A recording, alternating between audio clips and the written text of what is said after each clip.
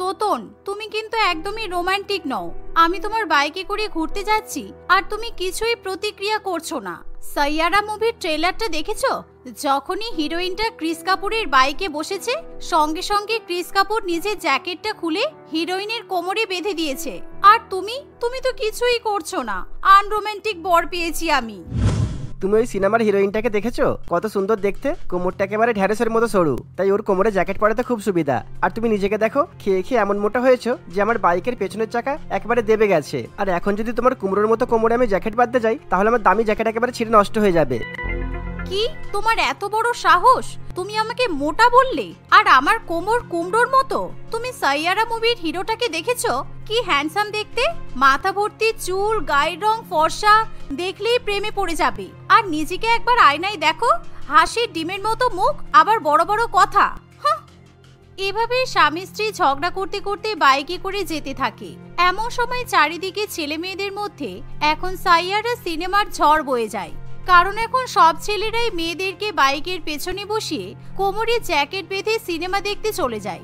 কিন্তু তোতন তার বউ সোনাকে কিছুতেই সাইয়ারা সিনেমা দেখাতে নিয়ে যায় না, কারণ এই সিনেমা দেখলেই নাকি মেয়েরা সব পাগল হয়ে যায়। ফালতু সব বাদ দাও, কতবার বলেছি ওইসব ভুলভাল সিনেমার ট্রেলার দেখবে না, তবুও তুমি তোমার কোনো কথা শুনবে না। তুমি আমাকে পরের সপ্তাহে বিকেলবেলা সাইয়ারা মুভি দেখাতে নিয়ে যাবে কিনা বলো? তুমি যদি আমাকে সিনেমা দেখাতে না নিয়ে যাও, তাহলে কিন্তু আমি আমার বান্ধবীদের সঙ্গে দেখতে চলে যাব। না না, পাগল নাকি? তোমাকে নিয়ে আমি ওইসব মুভি দেখতে যেতে পারবো না। তারপর সাইয়ারা মুভি দেখতে গিয়ে তুমি যদি পাগল হয়ে বাড়িতে ফিরে আসো, তখন কি হবে বলো তো? আমার একটা বউ যদি পাগল হয়ে ঘুরে বেড়াই, আমি সারা জীবন কিভাবে থাকবো? তোতন এই কথা বললে সোনা আরো বেশি রেগে যায়। সুতরাং তার কিছুতেই সিনেমা দেখতে যাওয়া হয় না। অন্যদিকে ফোন করলেই সেই সিনেমার রিল ক্ষণে ক্ষণে ভেসে ওঠে, যা দেখে সোনা কিছুতেই নিজেকে সামলে রাখতে পারে না। তোতন রে তু বদলা नहीं है, मौसम जरा सा रूठा हुआ है। সোনাকে এভাবে বাজে গলায় গান গাইতে দেখে তার শাশুড়ি মা এবং স্বামী দুজনেই খুবই রেগে যায়, কারণ তারা সারাদিন বাড়িতে এরকম সিনেমার আলোচনা মোটেই পছন্দ করে না। অন্যদিকে সোনাকে যখনই তার বান্ধবীরা ফোন করে, তখনই সোনা সেই মুভি নিয়ে আলোচনা শুরু করে দেয়। এসব করতে গিয়ে সে রান্না বান্না, ঘরবাড়ির কাজকর্ম সবই ভুলে যায়। বৌমা, সারাদিন গান গেয়ে ঘুরে বেড়ালে হবে? ফোনে সারাক্ষণ উল্টোপাল্টা রিলস দেখছো। আজকে দুপুরবেলা রান্না বান্না কে করবে শুনি? প্রত্যেকদিন দোকান থেকে কেনা খাবার খেতে হচ্ছে, তাই আজকে কিন্তু আমি বাইরের খাবার খাবো না। ফোনটা পাশে রেখে যাও, রান্নাঘরে গিয়ে রান্না বান্না করো। আপনি কে? আপনি কোথা থেকে এসেছেন?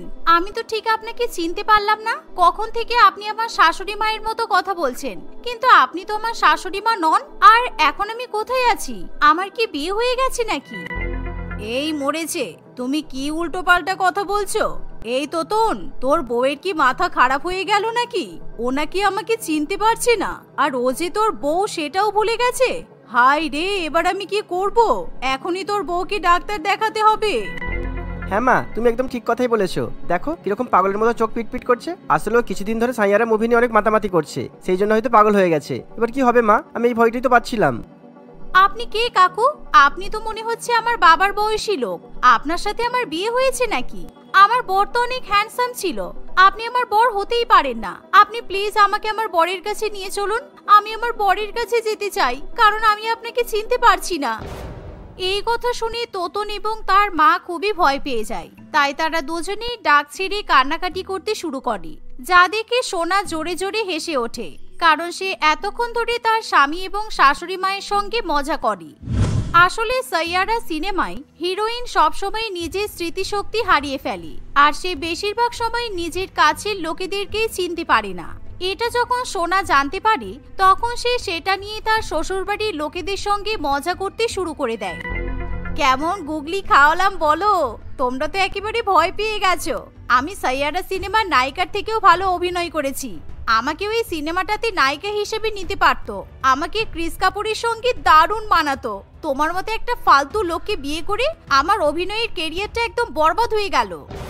এই কথা শুনে তার স্বামী এবং শাশুড়ি মা দুজনেই খুবই অবাক হয়।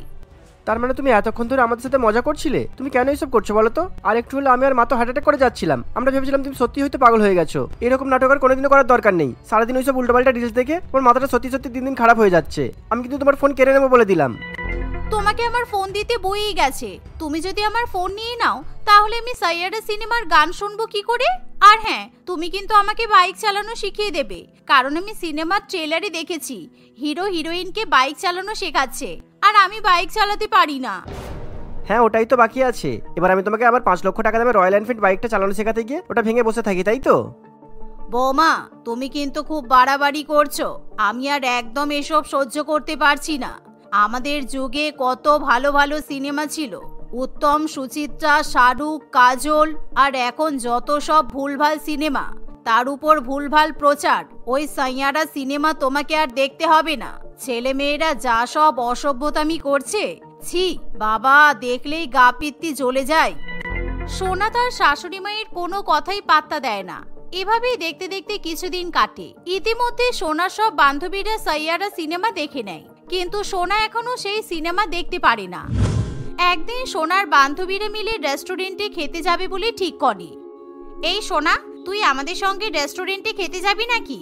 রেস্টুরেন্টটা কিন্তু খুবই নতুন আর অনেক বড়, সেই বুঝে যেতে হবে। তোর বড় শাশুড়ি মা যদি তোকে না ছাড়তে চাই তখন কি হবে বলতো?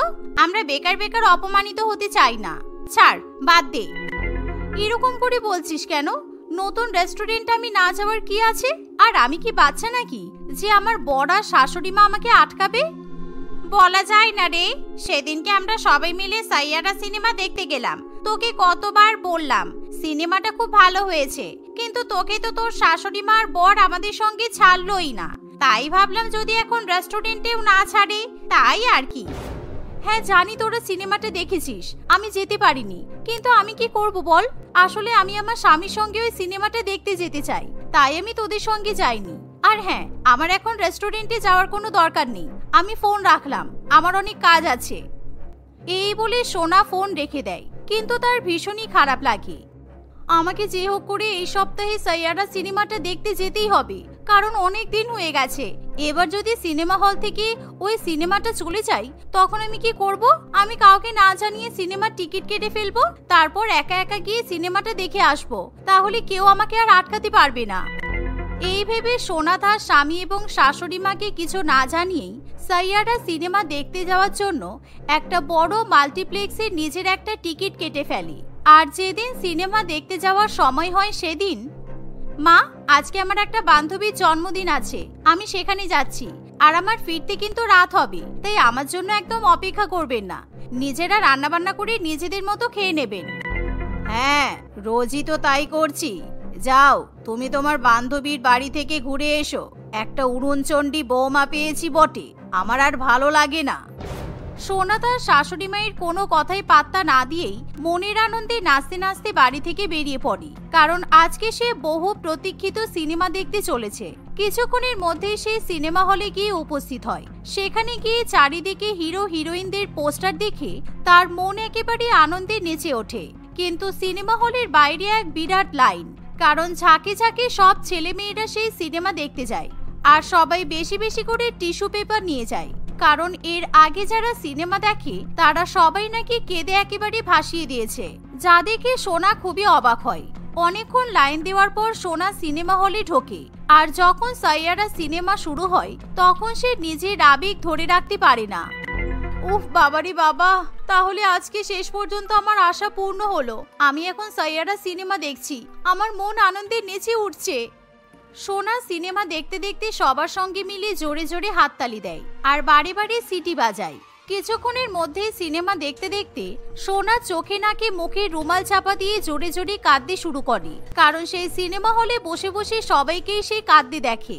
অন্যদিকে পারমিতা দেবী এবং তোতন সোনার বাড়িতে ফিরে আসার জন্য অপেক্ষা করে, কিন্তু সোনা কিছুতেই বাড়ি ফিরতে চায় না। রাত হয়ে গেলে তাকে বাড়ি বাড়ি ফোন করা হয়, কিন্তু সোনা ফোন পর্যন্ত ধরে না। এমন সময় হঠাৎ করে তোতনের ফোনে একটা আননোন নাম্বার থেকে ফোন যায়। হ্যালো দাদা, আপনার ওয়াইফ সাইয়ারা সিনেমা দেখতে এসে অজ্ঞান হয়ে পড়েছে, আর ওনাকে এখন স্যালাইন দিতে হচ্ছে। এক বিরাট কাণ্ড ঘটে গেছে দাদা। অনেক কষ্ট করে আপনার নাম্বারটা ওনার কাছ থেকে জোগাড় করেছি। আমরা ওনাকে পার্শ্ববর্তী নার্সিংহোমে নিয়ে যাচ্ছি, তাই আপনারা তাড়াতাড়ি চলে আসুন। হোয়াট? আপনি কি বলছেন কি? আমি তো ভাবতেই পারছি না। ঠিক আছে, আমি এক্ষুনি আসছি।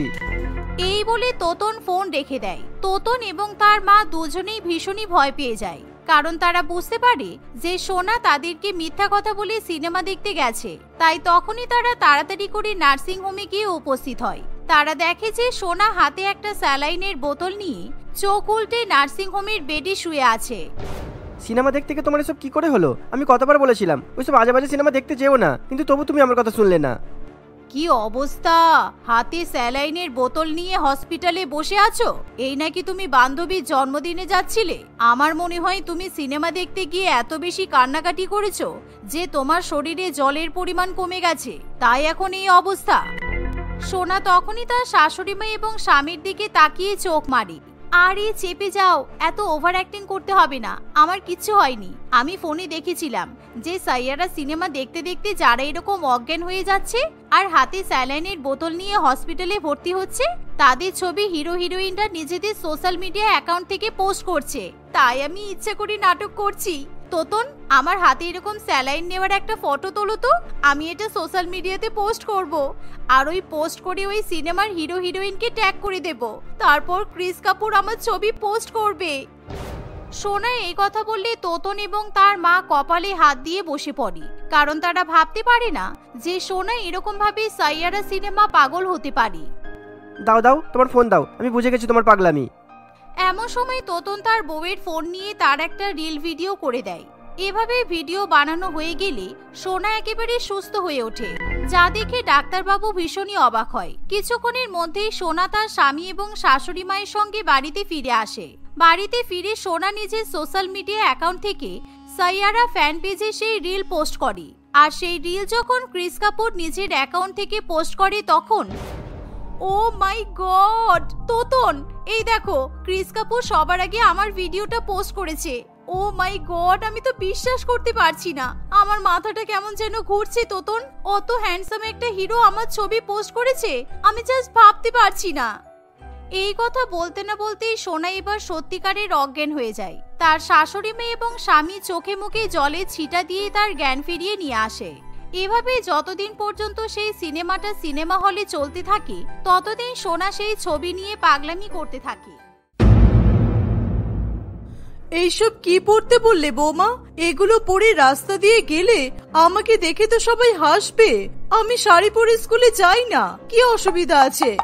আপনি শাড়ি পরে স্কুলে যেতে চাইলে আমি আপনাকে আটকাবো না, কিন্তু এরকম করা মানে স্কুলের নিয়ম কানুনকে অপমান করা, কারণ স্কুলে ইউনিফর্ম পরে যাওয়াটাই নিয়ম।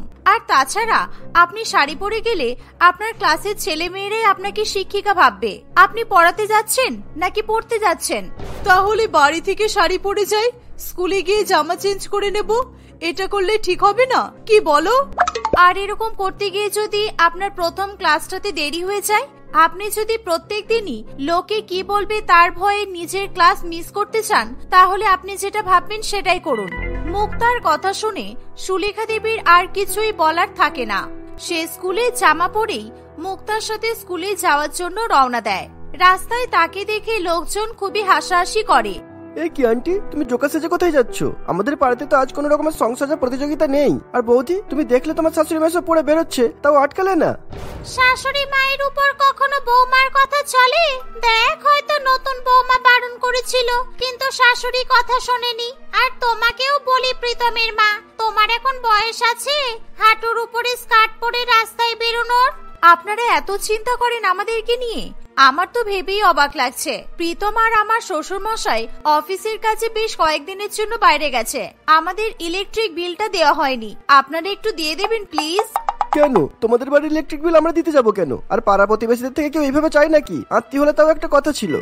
তাহলে আমি আর আমার শাশুড়ি মা কোথায় যাচ্ছি কি করছি এসব লক্ষ্য না রেখে নিজের আত্মীয় স্বজনদের উপর নজর রাখো।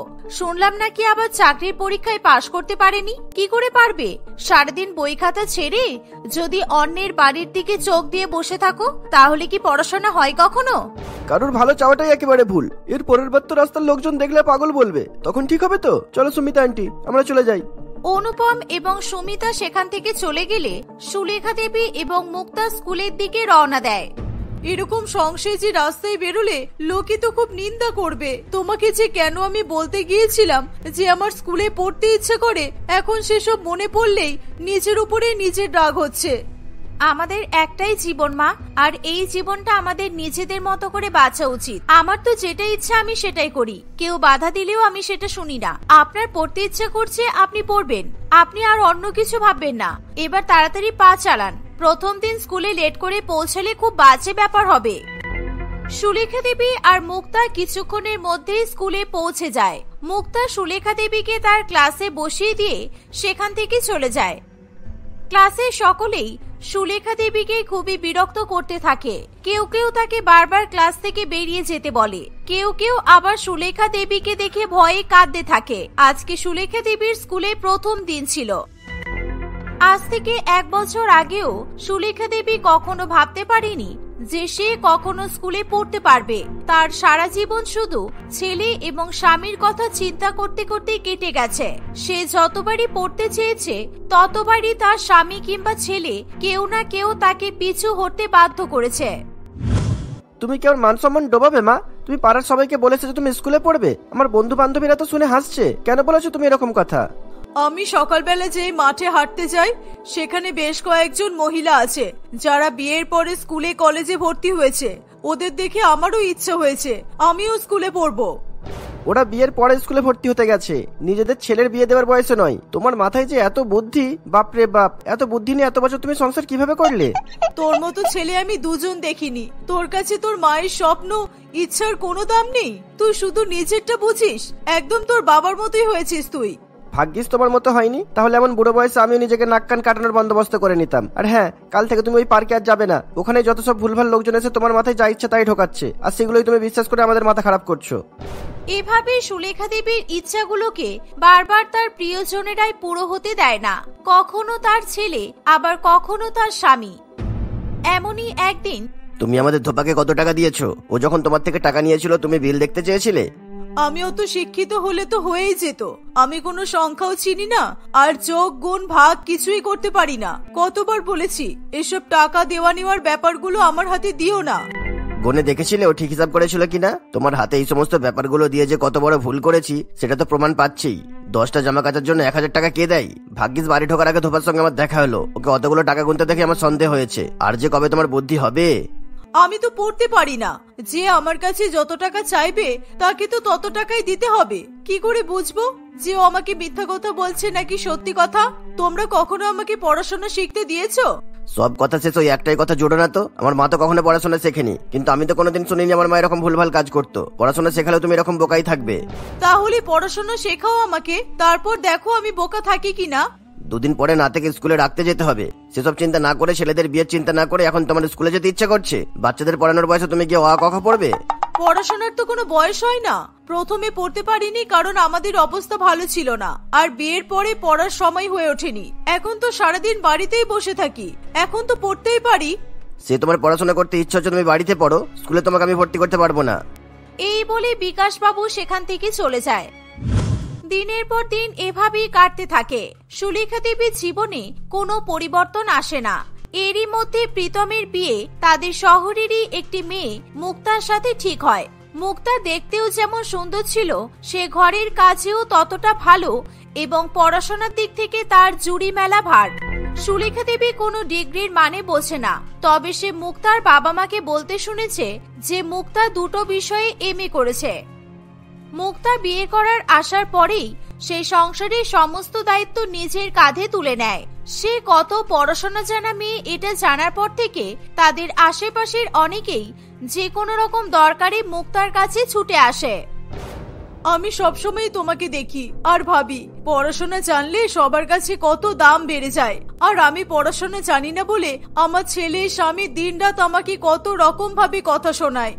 কেন মা, আপনি পড়াশোনা জানেন না? কিছু তো নিশ্চয়ই জানেন। নিজের নামটা সই করতে পারেন তো? আমি কিচ্ছু পারি না বৌমা, আমাকে কেউ কখনো শেখায়নি আর শিখতে দিতেও চায়নি। কয়েকদিন আগেও স্কুলে ভর্তি হতে চেয়েছিলাম, তখনও আমার ছেলে আমাকে কত বকাবকি করেছিল। বকাবকি করেছিল আপনাকে? ওকে দেখে তো আমার মনে হয়েছিল ও অনেক খোলামেলা চিন্তা ভাবনার মানুষ। ও যে এমন তা তো আমি জানতাম না। না না বৌমা, তুমি ভুল বুঝো না। আমার ছেলেটা এমনিতেই খুব ভালো। এই বৃদ্ধা মাকে স্কুলে যেতে দেখতে কোন ছেলেরই বা ভালো লাগবে বলো তো? তাইও আমাকে একটু বকাবকি করে। কারোর ভালো লাগে না বলে আপনি নিজের ইচ্ছাগুলোকে এভাবে মেরে ফেলবেন? আমি আপনাকে স্কুলে ভর্তি করাবো, দেখি আমাকে কে কি বলে। তুমি এরকম করো না বৌমা। তুমি সদ্য বিয়ে করে আমাদের বাড়িতে এসেছো। আমি চাই না আমার জন্য তোমার সাথে আর কারোর কোনো রকমের অশান্তি বাঁধুক। আপনি জানেন আপনার পড়াশোনা শেখাটা কতটা জরুরি? জীবনটা অনেক বড় মা। শুধু শুধু সারা জীবন কে কি ভাবলো, কার জন্য কার সাথে অশান্তি বাঁধলো, এসব না ভেবে নিজের কথা ভাবুন, নিজের ভবিষ্যতের কথা ভাবুন। বাকিটা আমি দেখে নেব। সুলেখা দেবী এই শুনে খুবই খুশি হয়ে যায়। এত ভালোভাবে তাকে কেউ কোনোদিনও বোঝেনি, আর কেউ বোঝানোরও চেষ্টা করেনি। মুক্তা কাউকে না জানিয়েই সুলেখা দেবীকে স্কুলে ভর্তি করে দেয়। পরের দিন সকালবেলা প্রীতম এবং বিকাশবাবু কাজে বেরিয়ে গেলে মুক্তা সুলেখা দেবীকে নিয়ে গিয়ে স্কুলে পৌঁছে দেয়। স্কুলে যাওয়ার পথে রাস্তায় অনেকে অনেক রকমের কথা বলে, কিন্তু মুক্তা তাদের সকলকেই যোগ্য জবাব দিয়ে চুপ করিয়ে দেয়। স্কুলেও সুলেখা দেবীকে অনেক ছেলে মেয়ে অনেক রকম ভাবে বিরক্ত করে। ও ঠাম্মা, তুমি কি ভুল করে আমাদের ক্লাসে চলে এসেছো? আমাদের এখানে তো সং সাজা কম্পিটিশন চলছে না। আমি তো কোনোদিনও কম্পিটিশনে যেতে চাইনি। আমি তো এই ক্লাসেই এসেছি পড়াশোনা শিখতে। এবার থেকে আমি এখানেই বসবো। আমার ঠাম্মাও তোমার মতো। কই, আমার ঠাম্মা তো স্কুলে আসে না। তুমি এসেছো কেন? আর এটা কি চুল বেঁধেছো? স্কুলে কেউ খোপা করে আসে? তুমি কি কিচ্ছু জানো না? আমার তো অনেক বড় চুল, আর আমি সবসময় খোপা করেই থাকি, তাই জন্য এভাবেই চলে এসেছি। যদি ম্যাডাম আজকে বকা দেয় তাহলে কাল থেকে অন্যরকম চুল বেঁধে আসবো। কখন থেকেই তো সবাই তোমায় বিরক্ত করছে, নানান রকম ভাবে অপমান করছে, তারপরেও তোমার কালকে স্কুলে আসার ইচ্ছা করবে? তোমরা আমার নাতি নাতনির বয়সী, তোমাদেরকে আর কি বলবো। পড়াশোনা শিখতেছি আমি এতগুলো বছর ধরে প্রত্যেকদিন বকা খেয়েছি আর অপমানিত হয়েছি। তারপরেও যখন সাহস জুগিয়ে স্কুলে এসেছি তখন তোমাদের অপমানে আমার কিচ্ছু এসে যাবে না। সুলেখা দেবীর কথায় রোহিত এবং মঞ্জুরি চুপ করে যায়। তারা সুলেখা দেবীকে আর কিছু বলে না এবং তাকে আর বিরক্ত করে না। কিন্তু আরো কিছু ছেলে মেয়েরা ক্লাস শুরু হয়ে যাওয়ার আগে পর্যন্ত সুলেখা দেবীকে বিরক্ত করতে থাকে। কখনো তার ব্যাগ নিয়ে নেয়, আবার কখনো বই খাতা, কখনো তার চুল ধরে টানাটানি করে। প্রথম ক্লাসের বেল পড়তেই সবাই যে যার জায়গায় গিয়ে বসে পড়ে। তাদের ক্লাসের শিক্ষিকা পায়েল ম্যাডাম স্কুলে এসেই সুলেখা দেবীকে দেখে মুচকি মুচকি হাসে। ম্যাডাম, আমাদের ক্লাসে শিল্পা, রাহুল আরো বেশ কয়েকজন মিলে এই নতুন স্টুডেন্টটাকে খুব বিরক্ত করেছে। আপনি ওদেরকে পানিশমেন্ট দিন। নাতি নাতনিদের স্কুলে নিয়ে যাওয়ার বয়সে নাতি নাতনিদের সঙ্গে একই ক্লাসে বসে পড়লে এরকম তো একটু হবেই। তোমরাও তো ওনার মতো একজন স্টুডেন্টকে নিয়ে অ্যাডজাস্ট করছো, ওনাকেও তো একটু অ্যাডজাস্ট করতে হবে। অনেক ছোটবেলা থেকে অনেক কষ্ট করে, অনেক বাধা বিপত্তি অতিক্রম করে আমি আজকে স্কুলে আসতে পেরেছি আপনাদের কাছ থেকে শিক্ষা লাভ করব বলে। আপনি দয়া করে আমার সামনে একজন ভুল শিক্ষিকার উদাহরণ তৈরি করবেন না, তাহলে আমার সব চেষ্টা বৃথা হয়ে যাবে। পড়াশোনার তো কোনো বয়স হয় না বলুন। আপনি শিক্ষিকা হয়ে যদি সেটা না বোঝেন তাহলে আমি আর কার থেকে আশা করব? সুলেখা দেবীর কথায় পায়েল ম্যাডাম খুবই লজ্জিত বোধ করে। সে সুলেখা দেবীর কাছে ক্ষমা চায় আর ক্লাসের সকলকেই বলে দেয় যেন এরপর থেকে কেউ সুলেখা দেবীকে বিরক্ত না করে। সুলেখা দেবীর স্কুলের প্রথম দিন বেশ ভালোই কাটে। স্কুল ছুটির পরে মুক্তা তাকে স্কুল থেকে নিয়ে আসতে চায়। সুলেখা দেবী স্কুলে ঘটা সমস্ত কিছু মুক্তাকে জানায়। আপনি পড়তে থাকুন মা। আজকে যেভাবে আপনার ক্লাসের সবাই আপনাকে সাপোর্ট করেছে, সেভাবেই একদিন সারা পৃথিবী আপনার এই সিদ্ধান্তকে সাপোর্ট করবে, আপনাকে বাহবা দেবে। কিন্তু আমার ছেলে আর স্বামী, ওরা যদি মেনে না নেয়, ওরা যদি তোমাকেও অপমান করে? প্রত্যেকটা মানুষের জীবনের প্রাথমিক অধিকারগুলোর মধ্যে শিক্ষা হলো অন্যতম। আপনার ছেলে বা শ্বশুরমশাই কেউ যদি সেই অধিকার থেকে আপনাকে বঞ্চিত করার চেষ্টা করে, তাহলে আমি আপনাকে নিয়ে ওই বাড়ি থেকে অন্য কোথাও চলে যাব। কিন্তু পড়াশোনা আপনাকে করতেই হবে, আর আপনাকে স্কুলেও আসতে হবে। মুক্তার কথা শুনে সুলেখা দেবীর চোখগুলো যেন জলজল করে ওঠে। সে খুব খুশি মনে মুক্তার সাথে স্কুল থেকে বাড়ি ফিরে আসে। একজন মা তার সদ্য স্কুলে ভর্তি হওয়া বাচ্চাকে নিয়ে যেভাবে স্কুল থেকে ফিরে আসে, মুক্তা ঠিক একই রকম ভাবে তার শাশুড়ি মাকে নিয়ে বাড়িতে ফিরে আসে।